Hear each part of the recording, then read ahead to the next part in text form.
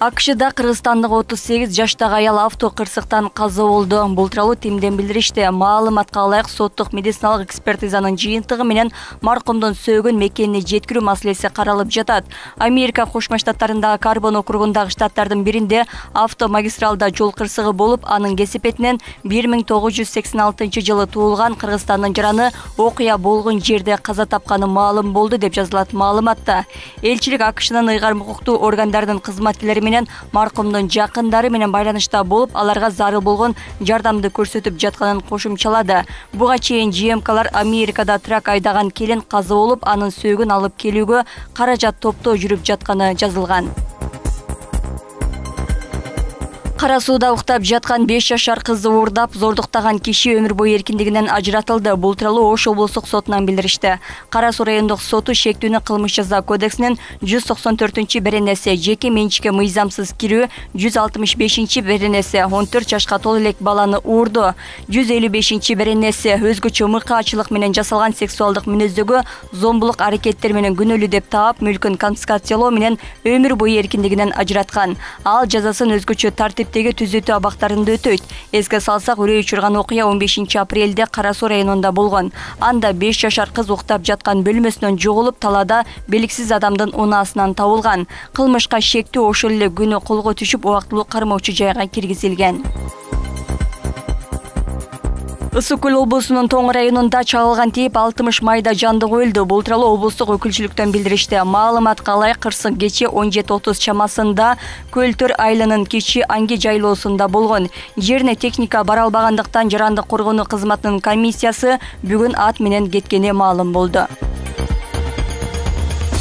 Кореяда ири суммада каражатын алдатып жибергендерге элчилик жардам көрсөтүүдө. Бул тууралуу Тимден билдиришти. Маалыматка ылайык зыяндын жалпы суммасы $1,252,000 түзөт.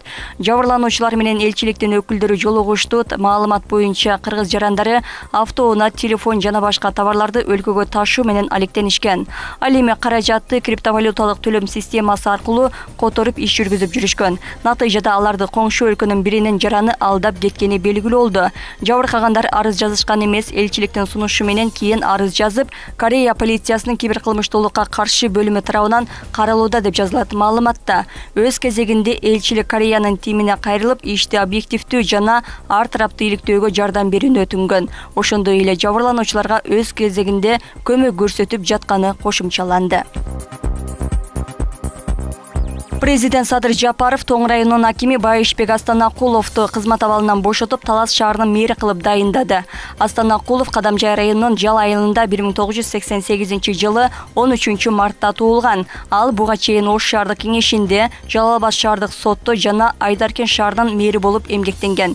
Билими боюнча финансист жана юрист. Эске салсак, шаардын мурдагы мэри Эрмат Жумаев президенттен Талас облусундагы ыйгарым укуктуу өкүлү болуп дайындалган.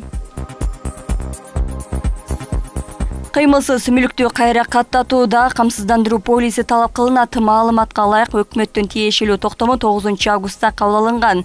Финанс рыногунун жөнгө салуу жана көзөмөлдөө мамлекеттик кызматы турак жайды камсыздандыруу мүлкүн коргоо гана эмес, ар бир үй бүлө үчүн финансылык коопсуздуктун маанилүү аспектиси экендигин белгилеген. Турак жай камсыздандырылган болсо, ар кандай кырсыктарда сел, өрт жана башка күтүүсүз учурларда мамлекет чыгымды жаап берери айтылган. Мамлекеттик камсыздандыруу компаниясында турак жайды камсыздандыруу шаар жеринде жылына 1200, айыл жергесинде 600 сомдо түзөт. Социалдык келишим долбоору менен Ош шаарында 95 жаранга 100 000 сомдук сертификаттар тапшырылды. Аз камсыз болгон үй бүлөлөр эми бул каражатка чакан бизнесин түптөшү керек. Ал үчүн үй бүлөнүн эмгек жана мүлк потенциалы түзүлгөн бизнес планы каралып чыккан. Быйылкы жылы жалпы аз камсыз жана жакыр жашаган 23 000 үй бүлө менен социалдык келишим түзүү пландалган.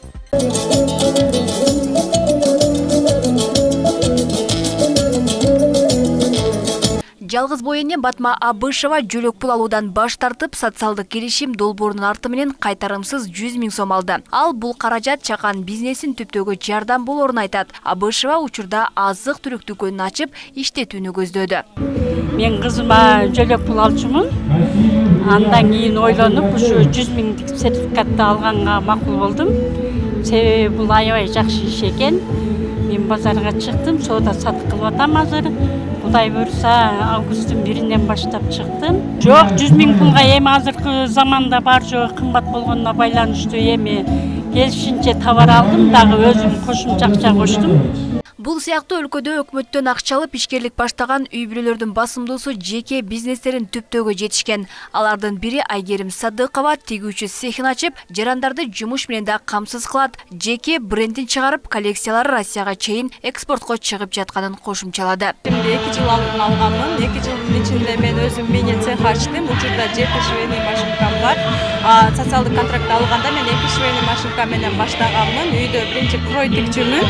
Андан кийин идеялар өзүнөн өзү келип, заказдар, жеке заказдар түшүп, анан уже дизайнерство менен ишкерлик кылып баштадым. Жеке заказ, анан коллекция чыгарып, андан кийин үйдө цех кылып, азыр ушурда өзүбүздүн брендибизди чет өлкөгө чыгарабыз, Wildberriesке чыгарабыз.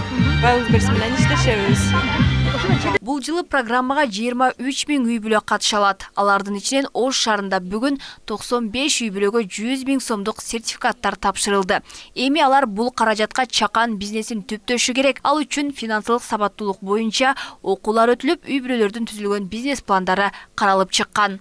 Ушул долбоорду ишке ашырганда өзүбүз бир кандайдыр бир сабактарды алып, кемчилдиктерди эске алып, ошол менен бирге кандайдыр бир жетишкендиктерди да эске алып, быйылкы жылы көбүрөөк биз ушул социалдык контракттын катышуучуларына ушул арызын тапшырганда көбүрөөк ушул үй бүлөлөрдүн финансылык сабаттуулугун жогорулатууга, ошол менен бирге бизнес долбоорду кантип жазып, жана ошол бизнес долбоорду кантип ишке ашырыш керек да, ушул окутууларга көбүрөөк басым жасап, ушул үй бүлөлөрдү алгач биринчи окутуп, үйрөтүп, андан кийин долбоор жазып тапшырышты да. Социалдык келишим долбоору колунда жок үй бүлөлөрдү кыйын кырдаалдан чыгаруу максатын көздөйт. Долбоордун катышуучусу үй бүлөгө көмөк же балдардын жөлөк пулунан баш тартат. 3 айда жөлөк пул берүү токтотулуп, анын ордуна 100 000 сом сертификат берилет. Акчаны алган адам аны тиешелүү максатта иштете албаса, мыйзам чегинде 3 жылдан кийин кайрадан жөлөк пул алууга өтүнүч берүүгө укуктуу. Багы форс-мажордуу абалдар болуп калат. Мисалы үчүн ушул жана Баткен окуясында кээ бирөөнүн малдарын жоготуп алышты. Эгерде мисалы үчүн кээ бирөөнүн үйү өрттөнүп кетет, ар кандай ушундай абалдар болуп калса, албетте комиссиянын чечими менен алар жөлөк пулун улантса болот. Бирок жанагы бир аз киреш анча таба албай аткан үй бүлөлөр менен дагы деле иштешебиз биз. Бирок ошол соцконтракт алуучулардын азыр бүгүнкү ийгиликтүү ишке ашырып аткан соцконтракт алуучулар эгерде 3 жылдан кийин ар кандай адамдын тагдырында ар кандай нерсе болот да, эгерде кайрадан бир оор акыбалга түшүп калса, анда 3 жылдан кийин ага кайра жөлөк пул чектесек болот да.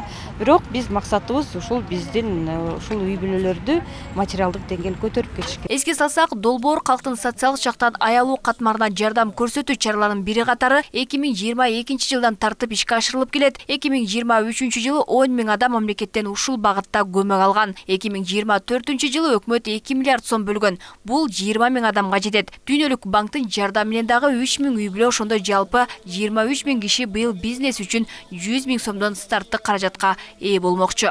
Алмагүл Байгызы, Эркинбай Бакиров, Ош ТВ. Кыргызстандын тоолуу аймактарында сел жүрүшү мүмкүн. Бул тууралуу Кыргыз гидрометтен билдиришти. Маалыматка ылайык 17 августтан 19 августка чейин бүтүлүп жаткан туруксуз аба ырайына жана нөшөрлүү жаан-чачынга байланыштуу өлкөнүн тоолуу жана тоо этектериндеги райондорунда сел жүрүшү мүмкүн. Жарандарга бийик тоолордо жүрүш жасоону жана саякаттоону, Капчыгайда дарыялардын жээгинде эс алууну башка күндөргө жылдыруу сунушталат. Эгерде кандайдыр бир өзгөчө кырдаалдын күбөсү болсоңуз 112 кызматына билдириңиз. Чалуу акысыз жана күн өтүүнү кабыл алынат.